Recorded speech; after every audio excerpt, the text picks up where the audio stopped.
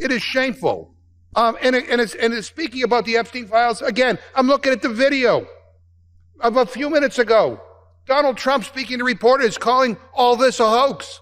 All this, the Epstein files, a hoax. Jueves Negro para Donald Trump y los republicanos. Señores, lo que sucedió en la Cámara de Representantes, en el Senado, en el Congreso de los Estados Unidos, fue un auténtico baño de sangre político. Los republicanos quedaron totalmente destrozados. Testigos de la derecha quedaron hechos polvo. Figuras como Mike Johnson, como James Comer, fueron pulverizados. Y hoy, señores, voy a mostrarles los momentos más impactantes. Para empezar, los republicanos invitaron a ciertos extremistas del Reino Unido, como lo es Nigel Farage, es el líder de un partido ultraderechista que, pues bueno, se dedica prácticamente a atacar a Europa y a la democracia liberal. Bueno, pues él llegó para intentar dar como un tipo de lección sobre la libertad de expresión, cuando muy bien sabemos que lo suyo no es más que un discurso de odio. Pero bueno, ahí estaba el congresista demócrata Jared Moskowitz, listo para ponerlo en su lugar. Es más, lo arrinconó con un careo brutal cuando este tipo se contradijo sobre el tema de los archivos de Epstein. Empecemos con ese momento. You think the list should come out? You think we should know the people who dealt with Mr. Epstein, Mr. Farage? I thought I was coming to a hearing on free speech, not process. Oh, but listen, but here's the And good... It sounds like you're discussing process. No. Do you think the list should come out? I have no opinion on it. I don't know at all. So we have victims that were sexually abused by potentially people in power, and we don't know who's on the list. I'm very happy. Hold on, Mr. Farage. We don't know who's on the list. We don't know who's on the list. We don't know if the president is or is not. I'm not going to say he is or isn't. I'm just going to say these are weird behaviors. We don't know that there aren't other people in Congress that are on the list, right? We have no idea. Do you think the list should come out? You think people in power should be held to account for these victims who have been sexually abused and assaulted? You think the list should come out? I think that I'm very happy to come to a different hearing where you talk about legal process. Okay. Today, Will the gentleman yield for a quick question? Were you aware that he has already called for the Epstein file to be released? It has been reported that he has called for it to be released. Oh yeah, right here, just to refresh your memory. Yeah, but I happen to have this. But that's not random. But that is not. Look, you can ask me if you like about Do you agree social with security yourself? policy. Do you agree with yourself? We are here to discuss free speech. Hold on, it's awkward for your lunch after this? Do you agree with yourself? No, it isn't at all. Okay. Pues bueno, después de eso Moskowitz lo expuso aún mucho más, al preguntarle si es que iba a reunirse con Donald Trump. Y Farage, como lo cobarde que es, trató de esconder hasta sus planes de almuerzo. Ridículamente. Veamos eso. Mr. Farage, thanks for being here, coming across the pond. I'm sorry to hear you're leaving the hearing early. Well, there's not a question of leaving the hearing early, but I do have other things to do. Yes. Oh, where are you going? I'm so sorry about that. That's okay. Where are you going? It's not lunch, I promise you. It's not lunch. You're not going to have lunch. I don't think so, no. No lunch. Sad, isn't You're it? meeting with the president?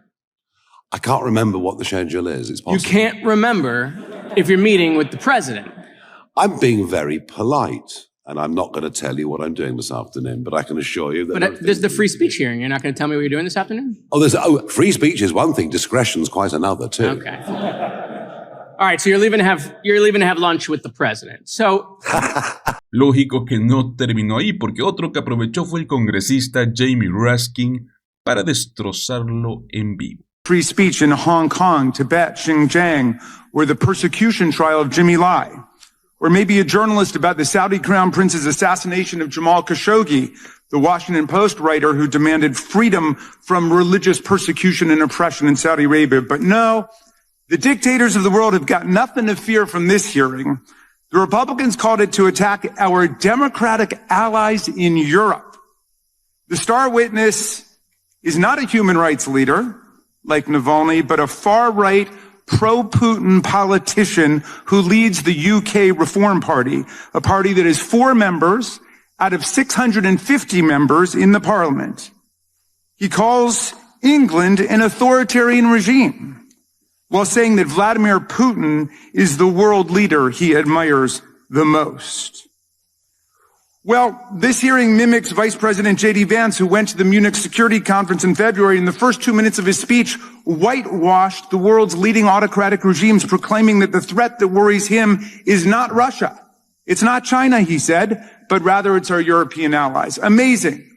Republicans are promoting far-right parties in Europe, like Alternative for Deutschland, Reform UK, and Rassemblement National Français, and ignoring massive repression in Russia, China, Pakistan, Saudi Arabia, and among all the autocrats of the world. Republicans are vilifying European liberal democracies simply for engaging in the kind of line-drawing exercises that we Americans engage in under our First Amendment with respect to the epidemic of child pornography, protecting children from other harmful content, defamatory speech, online scams and false advertising, and speech inciting riots and imminent lawless action. All forms of speech that the First Amendment does not protect and whose tricky contours must still be drawn by law. We could have a meaningful hearing on this complicated subject, but this hearing's just a drive-by hit against a strong Democratic ally to benefit a Donald Trump sycophant and wannabe. But it's even worse than this. Not only are our colleagues ignoring intensifying repression in the world's dictatorships, they're also trying to distract the world from the attack on freedom taking place right here in America. Y miren la cara de incomodidad por parte de Farage cuando Raskin aprovechó su turno de apertura para demolerlo en público. Protectors of free speech, but they only want to protect speech they agree with. In the UK, Mr. Farage is openly promoting the abolition of the Human Rights Act of 1998 to be replaced with a British Bill of Rights that limits the right of free speech to British citizens and legally sanctioned residents. He complains that racist threats against immigrants are not protected free speech, while he proposes to strip migrants, tourists, and perhaps even visiting American congresspeople of any free speech rights at all. I had my own close encounter with that when Mr. Farage and his team presented for more than an hour in a conversation we had about free speech. And after 3 minutes of talking, he cut me off and terminated the meeting because he didn't like what I was saying. That's the kind of free speech he's committed to. There is a free speech crisis in America today, but there's no free speech crisis in Britain. UK Prime Minister Keir Starmer has not shut down GB News, where Mr. Farage has his own show, just because Mr. Farage has used his airtime to call for banning peaceful protests that he disagrees with. No one has stopped him from going on Russian TV 17 times and saying also and repeating that the one world political leader he most admired was Vladimir Putin, even though Vladimir Putin is a war criminal and a dictator who has regularly interfered in other countries' democratic elections. No one has stopped Mr. Farage from parroting Putin's absurd talking points, like when Farage claimed that NATO, the U.S. and Britain provoked this war in Ukraine. For a man who fashions himself as some kind of a free speech martyr, Mr. Farage seems most at home with the autocrats and dictators of the world who are crushing freedom on earth. Mr. Farage wants to get rid of the Online Safety Act in his country, a law shepherded by the Conservative Party and implemented by the Labour Party, which bans child pornography online, protects children from harmful content, forbids non-consensual pornography and other unlawful content. He should go and advance the positions he's taking here in Congress today in Parliament, which is meeting today, if he's serious about it. To the people of UK who think this Putin-loving free speech imposter and Trump sycophant will protect freedom in your country, come on over to America and see what Trump and MAGA are doing to destroy our freedom, kidnap college students off the street, ban books from our libraries, militarize our police and unleash them against our communities, take over our universities, wreck our professional civil service, and turn the government into a money-making machine for Trump and his family. You might think twice before you let Mr. Farage make Britain great again. Algo muy interesante que sucedió es que Raskin además aprovechó para explicar cómo es que este tipo de vigilancia, de persecución a empleados por supuestos sesgos anti-Trump nos acerca más a los regímenes como los de Putin, Stalin, Kim Jong-un, etc. Así de grave, señores, es lo que está impulsando Trump y todo su séquito. Or because they honestly gave honest economic information and labor statistics to the public. These honorable civil servants are being fired because they won't be the political hacks Trump demands that they be. When private comments made by federal employees are scrutinized for anti-Trump bias and they can lose their jobs because of it, then we've entered the realm not just of Vladimir Putin, but of Joseph Stalin. Now, Mr. Trump and Mr. Farage both claim they're protectors of free speech, but they only want to protect speech they agree with. In the UK, Mr. Farage is openly promoting the abolition of the Human Rights Act of 1998 to be replaced with a British Bill of Rights that limits the right of free speech to British citizens and legally sanctioned residents. He complains that racist threats against immigrants are not protected free speech, while he proposes to strip migrants, tourists, and perhaps even visiting American congresspeople of any free speech rights at all. I had my own close encounter with that when Mr. Farage and his team presented for more than an hour in a conversation we had about free speech. And after 3 minutes of talking, he cut me off and terminated the meeting because he didn't like what I was saying. That's the kind of free speech he's committed to. There is a free speech crisis in America today, but there's no free speech crisis in Britain. UK Prime Minister Keir Starmer has not shut down GB News, where Mr. Farage has his own show, just because Mr. Farage has used his airtime to call for banning peaceful protests that he disagrees with. No one has stopped him from going on Russian TV 17 times and saying also and repeating that the one world political leader he most admired was Vladimir Putin, even though Vladimir Putin is a war criminal and a dictator who has regularly interfered in other countries' democratic elections. No one has stopped Mr. Farage from parroting Putin's absurd talking points, like when Farage claimed that NATO, the U.S. and Britain provoked this war in Ukraine. For a man who fashions himself as some kind of a free speech martyr, Mr. Farage seems most at home with the autocrats and dictators of the world who are crushing freedom on earth. Luego, en el pleno, el congresista Jim McGovern sacó su celular, mostró cómo mientras las sobrevivientes de Epstein y de Ghislaine Maxwell estaban pidiendo justicia y exigían la liberación de los archivos, Donald Trump, en la oficina oval, decía que todo era un engaño. It is shameful. And speaking about the Epstein files, again, I'm looking at the video of a few minutes ago. Donald Trump speaking to reporters, calling all this a hoax. All this, the Epstein files, a hoax.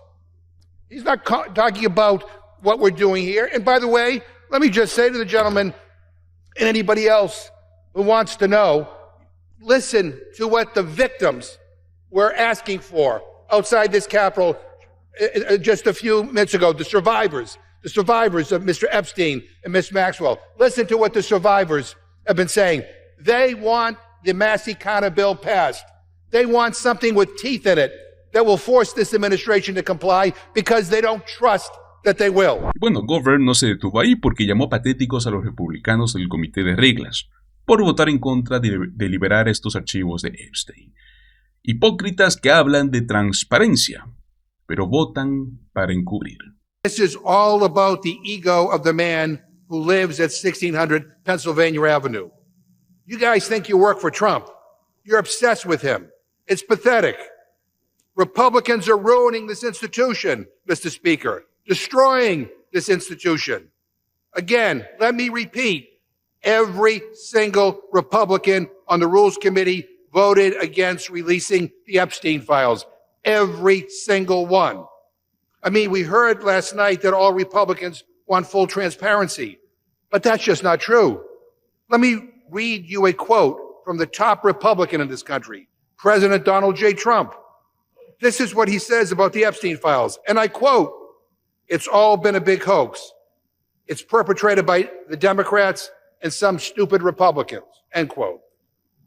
And at a press availability just minutes ago, the president again said that this is all a hoax. Now, what do Republicans think of that? Donald Trump says this is all a hoax, and if you want to release the files, you're stupid. Now, I'm not surprised. I'm not surprised that the guy who once called Epstein a, quote, terrific guy, and who Epstein considered his, quote, closest friend, is not actually interested in getting to the truth. But you know when this clicked in for me, Mr. Speaker, and for a lot of people? It clicked after Trump won, and then the backtracking began. It clicked again yesterday It clicked after Republicans. It clicked after the same Republican leaders who invited influence to the White House and then passed out binders about the soon-to-be-released client list suddenly changed their tune. And it clicked again yesterday when phase 2 of the binders came out. More information released that's already been released. 97% of it has already been released. It clicked when the same MAGA politicians who once pledged to release everything suddenly came up with more excuses, more delays, and more stalling tactics. And what is obvious to everyone is that someone is hiding something. And while all this stalling goes on, what happens? Ghislaine Maxwell, Epstein's partner in crime, winds up in a cushy country club prison courtesy of Trump's political appointees. Not a word of outrage from this Republican majority. Not a whisper of accountability. Just silence. Now let's not pretend that this is complicated. It's pretty obvious what's going on. The Trump administration has the power to release the Epstein files today. They could redact names to protect victims and survivors and deliver the truth. But they refuse. Es más, la situación fue tan tensa que hasta el propio republicano Thomas Macy está llamando la atención sobre esto, porque Macy, que ha estado defendiendo a las sobrevivientes y está trabajando de la mano con el demócrata Ro Khanna, denunció que Trump calificó de acto hostil el simple hecho de apoyar la liberación de los archivos que exponen una red de trata sexual. Algo, señores, sin precedentes en la historia presidencial. Updates on the discharge petition. Do you think you'll get the number of signatures you need? I think we'll eventually get there. What people are waking up and discovering right now is the folks who stayed up all night to go through the 34,000 individual pages have found that they're so redacted as to be useless and that many of them were already available. Do you think this oversight tactic is releasing these documents? I mean, how do you actually read it? Clearly they're pushing for more transparency, but it seems like it's not enough for you. Well, I appreciate the effort that they've undertaken, but the scope of their investigation is to investigate the investigators. Like, they don't ever intend to have any criminal referrals. There may be some notations from the Oversight Committee when this is done that, oh, this FBI person didn't check this box, or this person acted unethically, or this person got too light of a sentence. But they're not going in and trying to identify who these perpetrators were of these heinous sexual abuse crimes. I wanted to ask which Republicans you think will end up signing onto your discharge petition. Well, I made the mistake of getting 12 co-sponsors, and so the White House knew who to target. So I'm not going to name anybody who's thinking about joining. But you're confident you'll get the signatures? I'm pretty sure.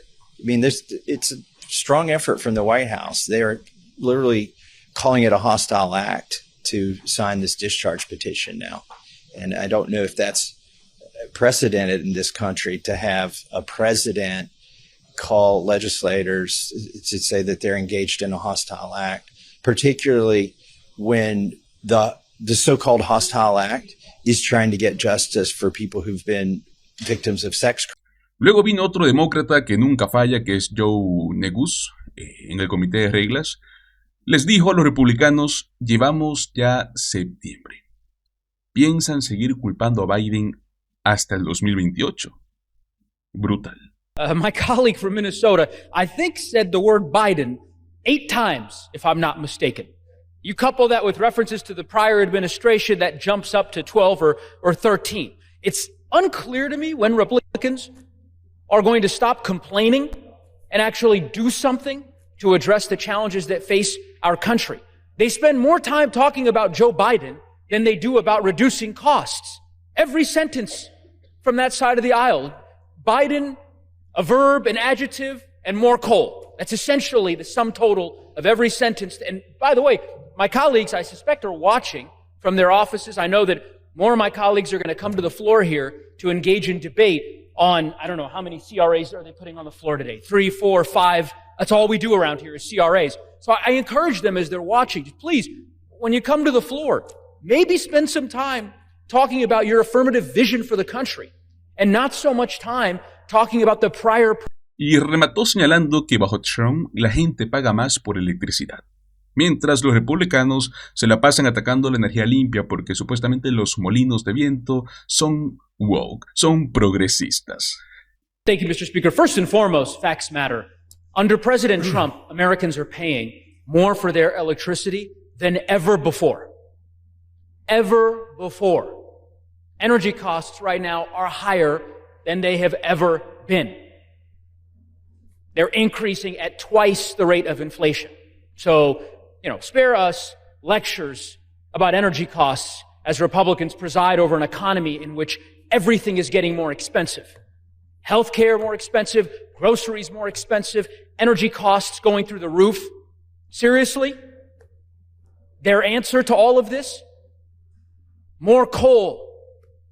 That's it. That's the sum total of the Republican response to the cost of living crisis in the United States of America today. From Arkansas to Colorado to Minnesota and everywhere in between. More coal. That's their prescription, Mr. Speaker.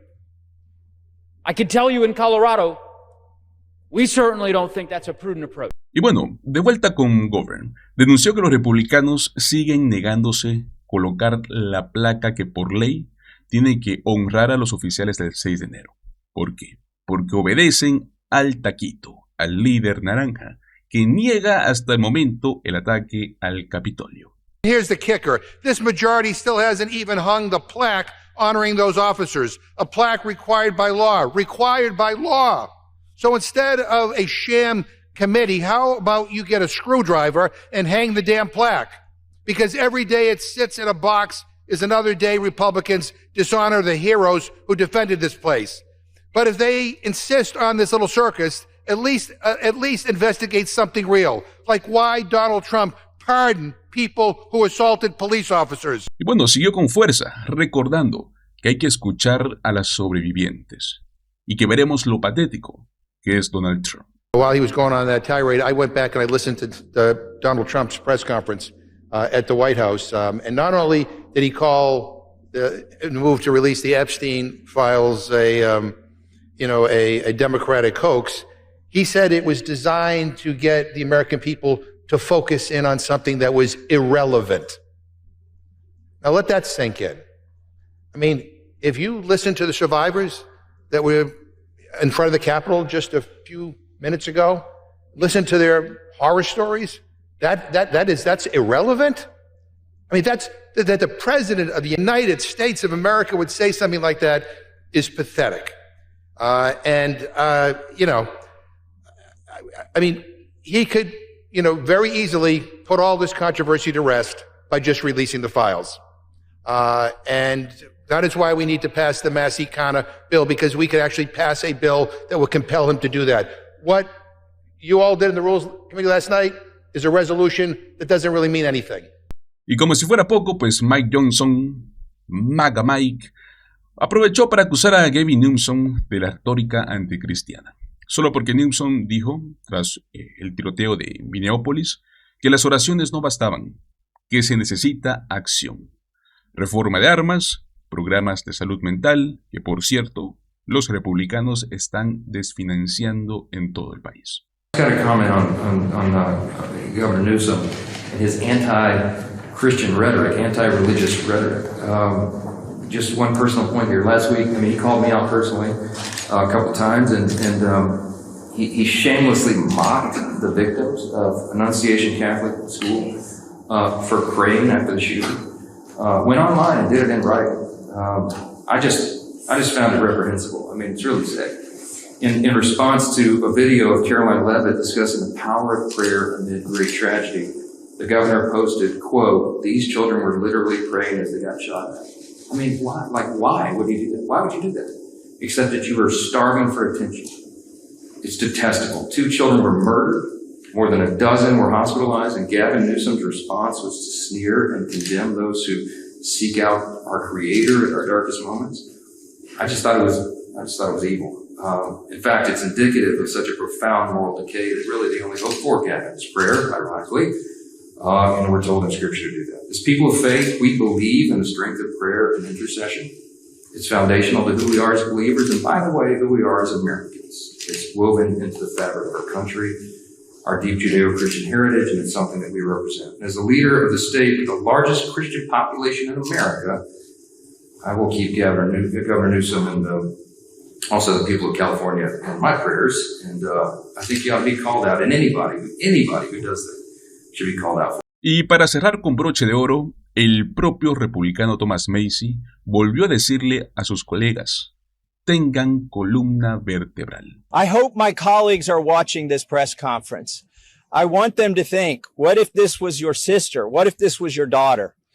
When these survivors speak, the Washington establishment is asking the American public to believe something that is not believable. They're asking you to believe that two individuals created hundreds of victims and they acted alone, and that the DOJ has no idea of who else might have been involved, that nobody else did anything that rose to a criminal enterprise. The American people know that's not true. Now, the Speaker of the House just offered a fig leaf to my colleagues. They're going to vote on a non-binding resolution today that does absolutely. Ahí lo tienen, amigos, republicanos destrozados en el Congreso, demócratas exponiéndolos y hasta miembros de su propio partido señalándolos por encubrir al trumpismo, por bloquear la justicia para las víctimas de Epstein. Pero bueno, señores, ¿qué opinan ustedes sobre todo esto? Los invito a que me dejen sus opiniones en la caja de comentarios. Muchísimas gracias por acompañarme hasta el final de este video. Recuerden, como siempre, dale like, suscríbete a nuestro canal y comparte nuestro contenido. Nos vemos en el próximo video. Hasta luego.